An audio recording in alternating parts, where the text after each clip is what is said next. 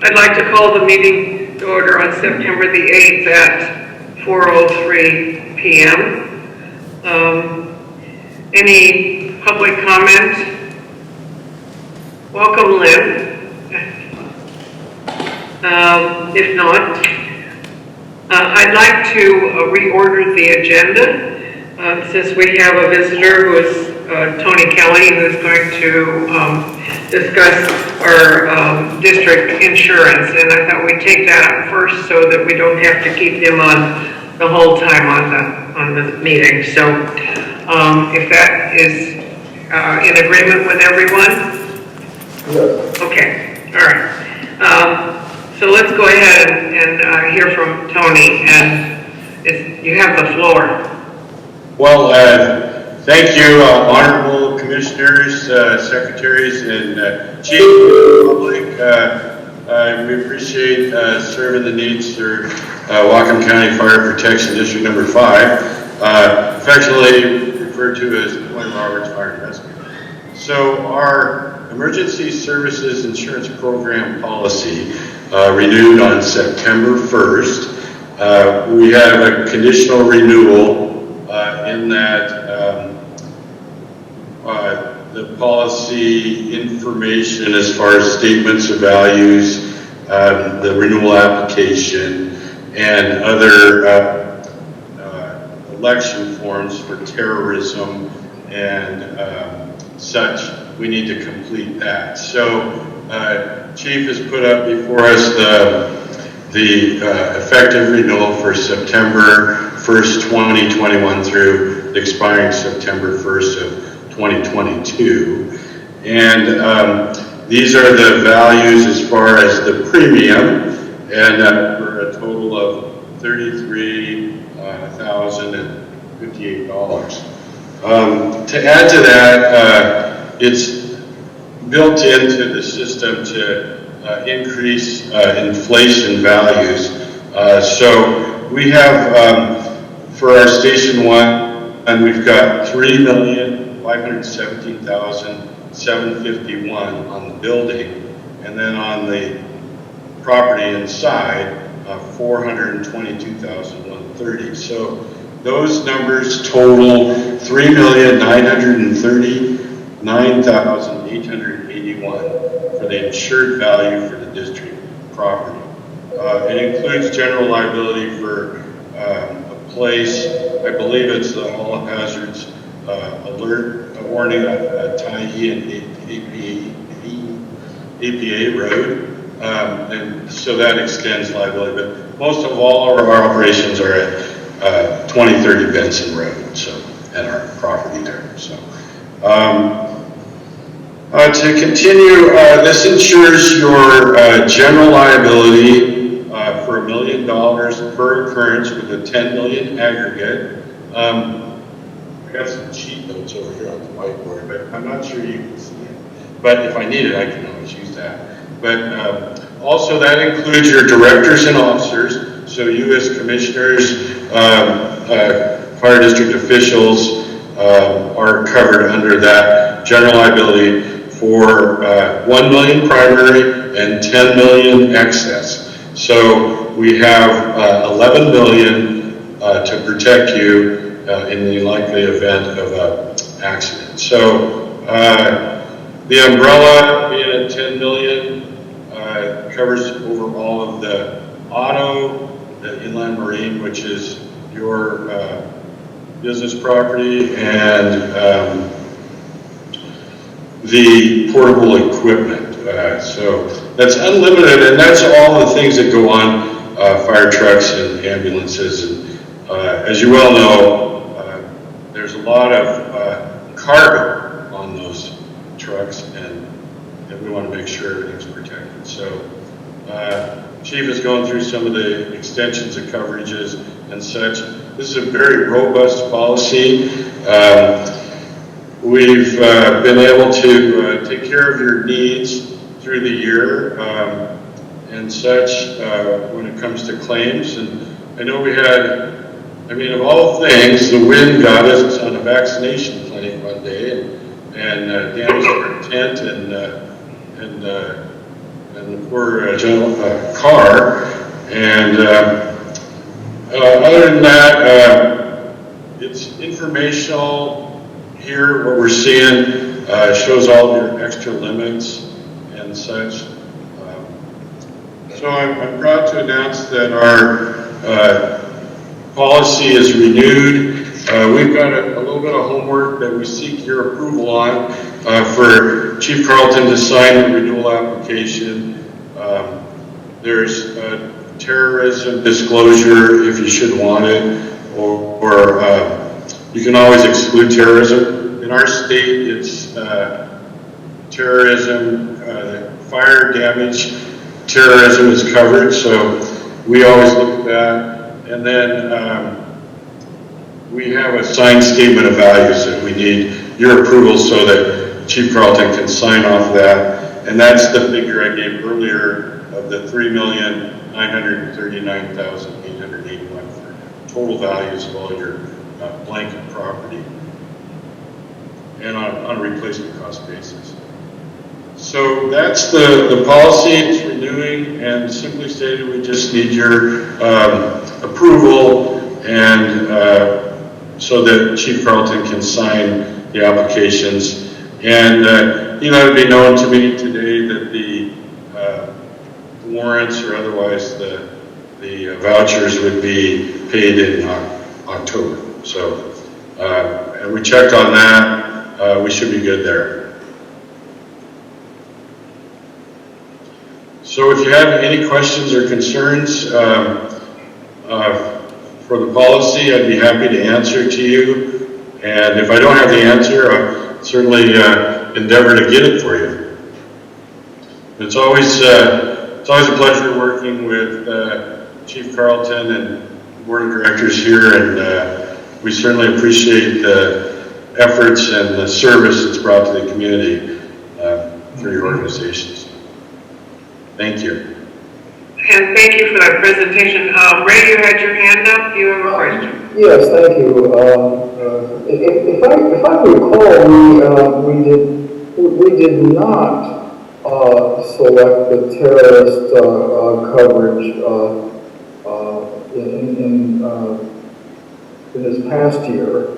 Yeah. Is that correct? Yeah, and we've rejected it in the past. Yeah. And on the statement there, it shows if you do reject the terrorism, which totals $244, they're still going to retain and charge $39 because of what I mentioned. That this is Washington is a form-following state, and therefore, if there's fire, terrorism is covered. Yes. So thank you. so they're going to make a little charge for that, $39. Yes, thank you. One other question. How does this new premium to this new coverage year compare with the previous year? Yeah, so, well, I mentioned it earlier, the increases in the building for inflation have a tendency to affect the overall premium. But last year's premium was $29,714.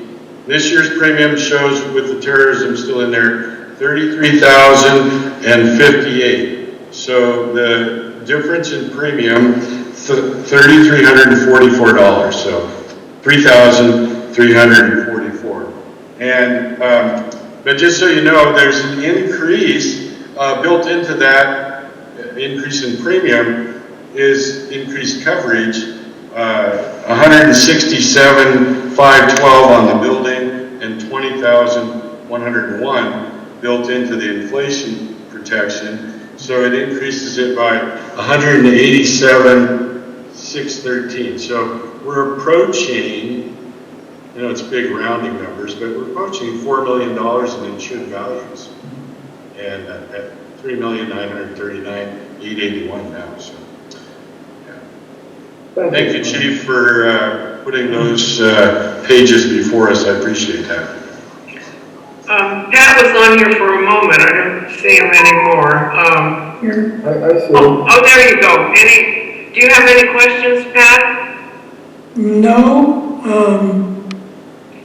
I could see under the COVID issue's been going on this last year, it wouldn't have been much of a chance for terrorism, but we're gonna go out of that here next several months, I think, and the exposure could be greater. So I think we ought to keep the terrorists. So that's really the major difference from last year is the terrorism in being in it, other than the increase. Yep, I have a question on that. We haven't taken terrorism in the past because Washington State provides that. Is that correct, Tony? Just if it's terrorism by the form of fire. So, how much extra is the terrorism? Okay, so how much extra is the terrorism policy? $244. It's on the, it includes the terrorism, and if you rejected it, they wouldn't take off the $244, they'd still leave $39 on there because that Washington is a form following state, and terrorism is a covered loss if it's fire. Okay. I do have a question on another form, so give me just 1 second.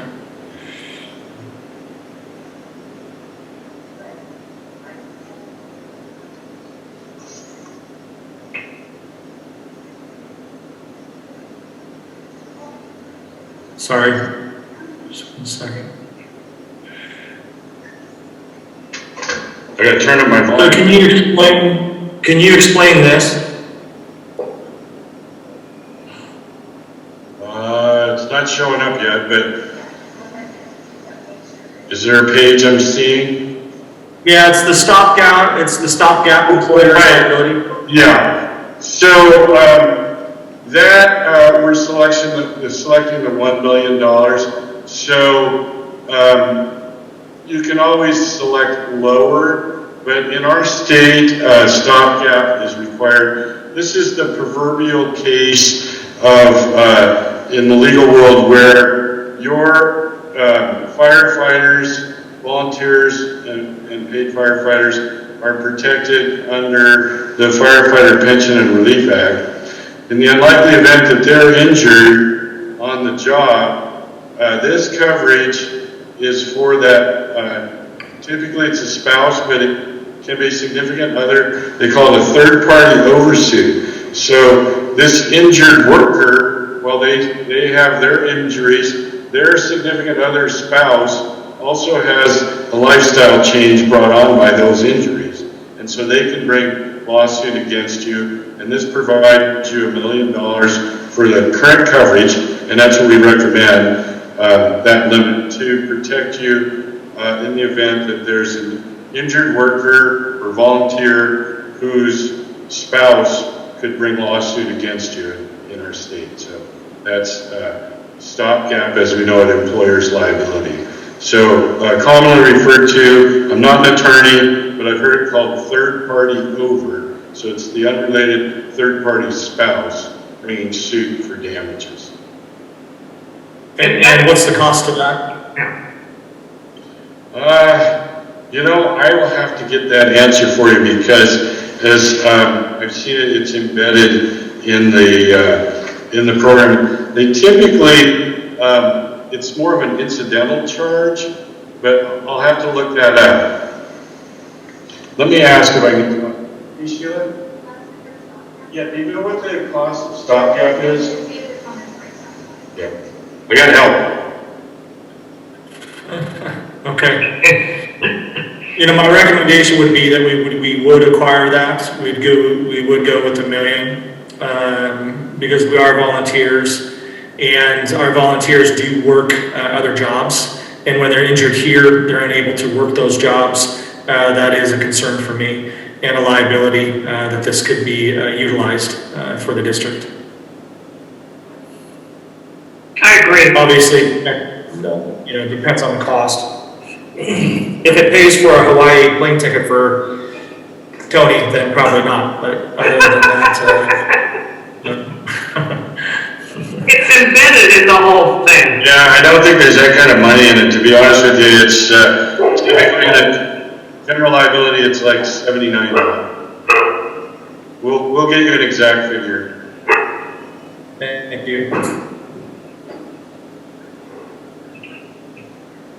Any answer to it. Yeah, we're gonna have to check with our underwriting because it's not broken out in the premium summaries. So we'll check with Lisa Maritone at our senior underwriter to give us a figure for that. I believe we had 1 million left. Go ahead. Yeah, just saying to the commissioners have, you want to set a limit to what this could be, or are you okay with just signing it? I'm okay with this. I concur. Okay, so those changes are the major part of the differences from last time. Are there any other questions on it? Not me. Be right back. I got a little computer in here. It was hard to follow through the whole thing, but Tony has always been pretty straight with all of the changes and the costs, and so I feel okay to go along with this. Yeah, and I've reviewed the document. It was sent to you probably 3 weeks ago. I sent a full.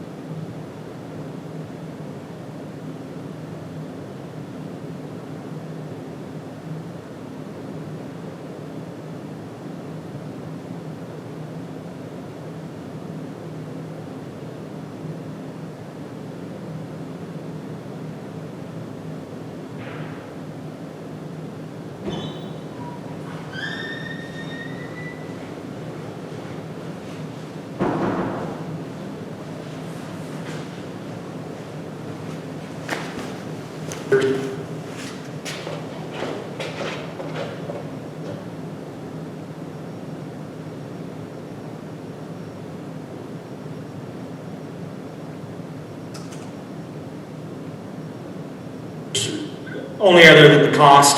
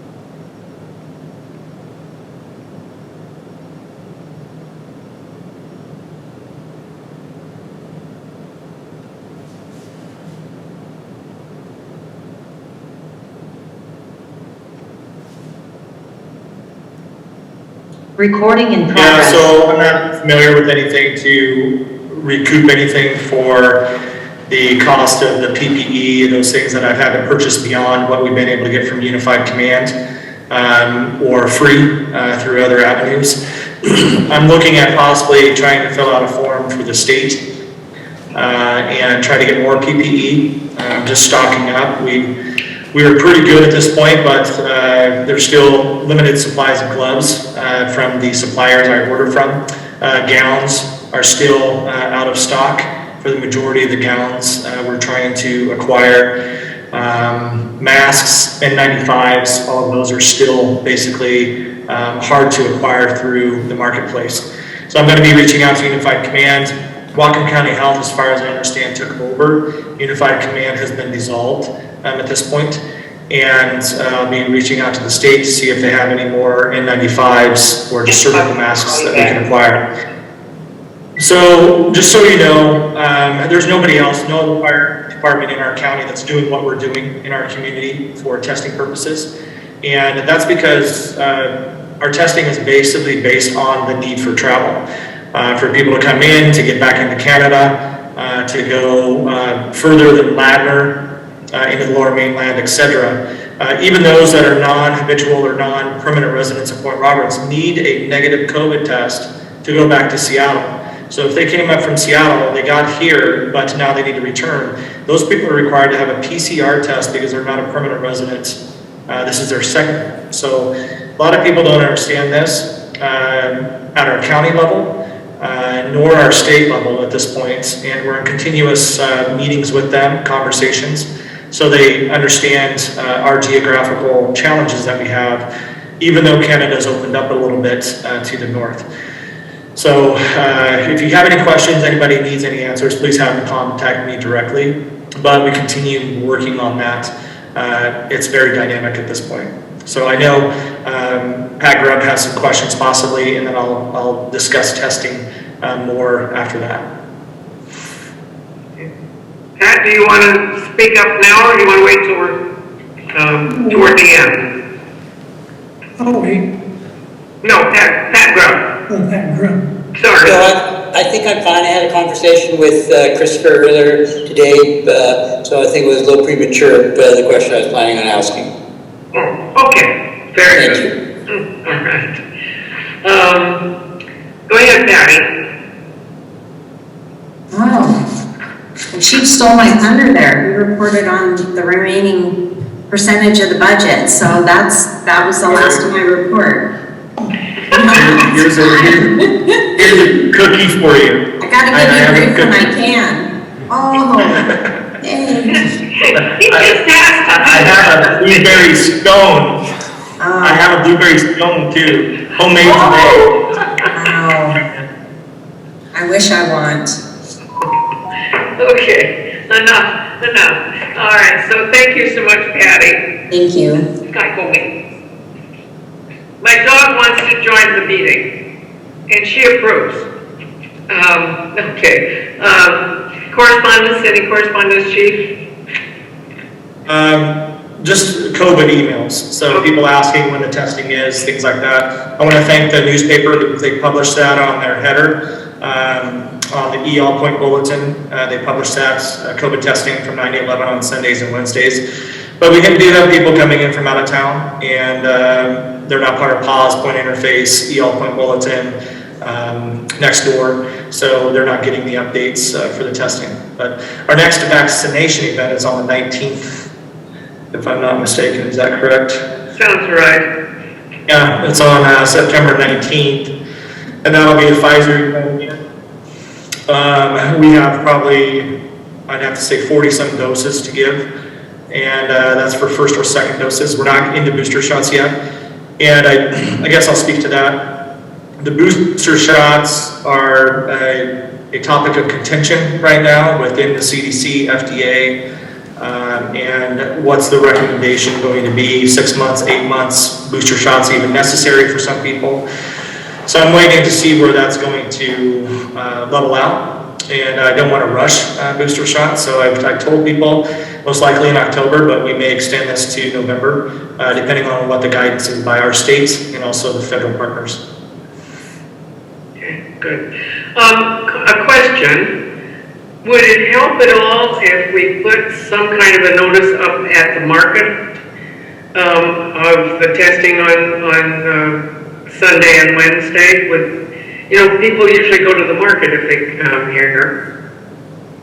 Those who don't. Commissioner, thanks for offering to do that for us. It's really appreciated, and I'll help you make up the sign and everything. I'll put it up. You make the sign. No, that's fine. Sure, that's a great idea, actually. And I can have our sign person make up a sign that states, and it'll be like a window sign.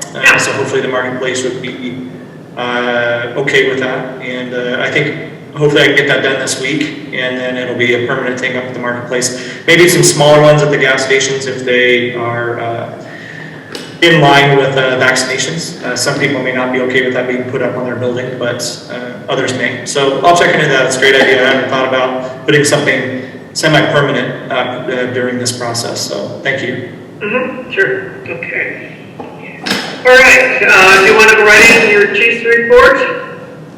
Sure.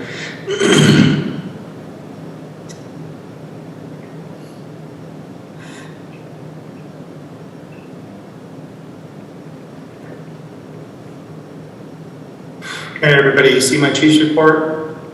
Not yet. Not yet. There it is.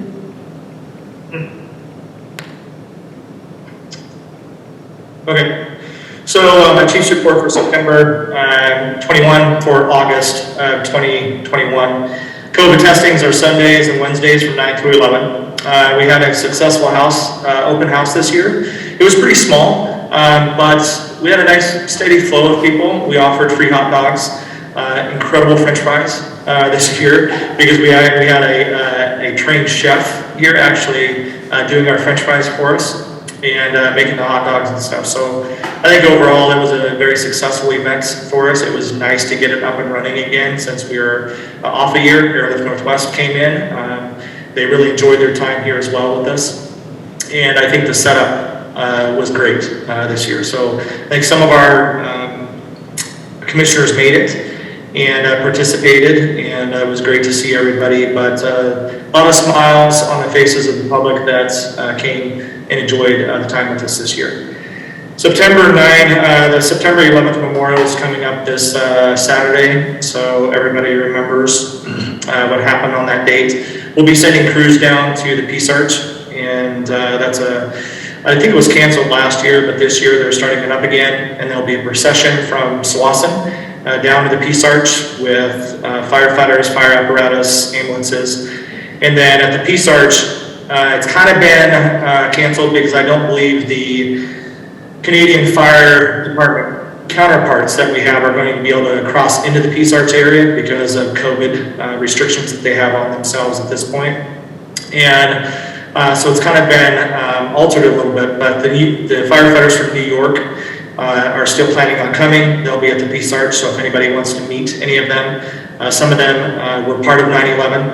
Some of them are family members that were part of 9/11, but it's great to have them hear their stories and everything. There was a memorial 9/11 challenge coin as well that was made, and it's really a beautiful coin. And I've personally purchased some of those for our agency, and I'll be handing those out to all of you that are nice to me. And bring me cookies and so Sarah, she definitely gets a challenge coin because of her food that she gave today at the COVID testing. But I'm going to be giving those to all department members. I think it's very important that they have a memorabilia from that day, and it's something that hopefully won't go away in the past, but that we'll keep remembering and remember the lives that were lost both in the emergency services and also in those that were working in those buildings that day. So that's coming up on this Saturday. Nothing to report on the engines or any of the apparatus within the fleet. 46 members, that changed by 2, decreased by 2. We have 30 Canadian 10-point Roberts, 6 county. Amongst that is 5 paramedics, 11 EMTs. We added a few because we've had some graduate school. We still have 5 advanced EMTs, amongst that EMT 11, 2 ambassadors, 36 firefighters. Volunteer hours for the month of August, 2,210. Volunteer payroll of all, we're getting paid 9,876. Combined hours, 173 for myself, 137 for Chief Shields, equating to 310 hours combined. Just so you know, 40 hours of my hours were spent in Alabama at the Fire Instructor 3 credentialing course, so that was where 40 of those came from. Total calls for the month of August, 20. EMS calls are 11. We transported 4 patients to the hospital. In August, we had 5 airlift Northwest transfers to the hospital. So we had some pretty sick people in August, and obviously 5 of those were airlifted to the hospital due to their level of illness. We had 2 no transport, so patient refusals. We did 5 community paramedic events last month, 2 public service, 2 fire classifications. I'd like to thank our community again for being so diligent in adhering to the burn restrictions that have been in place over these last few months. And we only had 2 really smoke investigations that turned into nothing last month. So that's the ending of my chief's report for the month of September for August of 2021, if anybody has any questions. Any questions? I have a comment. I think we should congratulate you for going and taking your course and making such good grades. We're very proud of you. Yeah, I was, thank you. Thank you.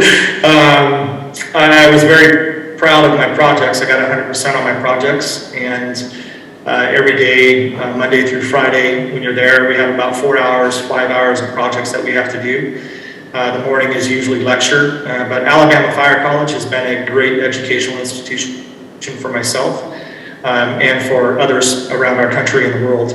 So I'm happy to go there. It's great. I plan on hopefully starting to teach at Washington State Fire Academy towards the end of this year, and in 2022 I'll be an instructor there, helping some of our state firefighters grow in their education and knowledge as well. Good, thank you. Thank you very much for doing that.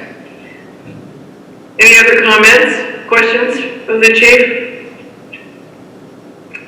Okay, any unfinished business? Is there any new business other than our insurance? Well, okay, I guess I have to entertain a motion for adjournment, but I really want to thank you, Lynn, for coming. It's nice to have a firefighter join us. Yeah, I'd like to say something about that, but it was. I'd like to say something about me. You know, Lynn's a new member of the agency, and he's nor a firefighter nor EMT status person, but he's been very helpful and actually imperative to some of our emergency scenes, because he's responded when we've had lack of personnel, and he's been able to assist us greatly on those medical traumatic scenes and also on fire calls. So I'd like to welcome him to the agency and say thank you, not only for being here, but also being a member of the agency. Yeah, my pleasure. Welcome aboard. Good. Indeed, thank you. Thank you very much.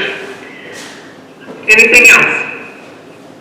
I would entertain a motion for adjournment at 4:39 p.m. I second that motion. Okay. And thank you all for coming. It was a good meeting, and thank you, Chief Carlton, for all that you're doing.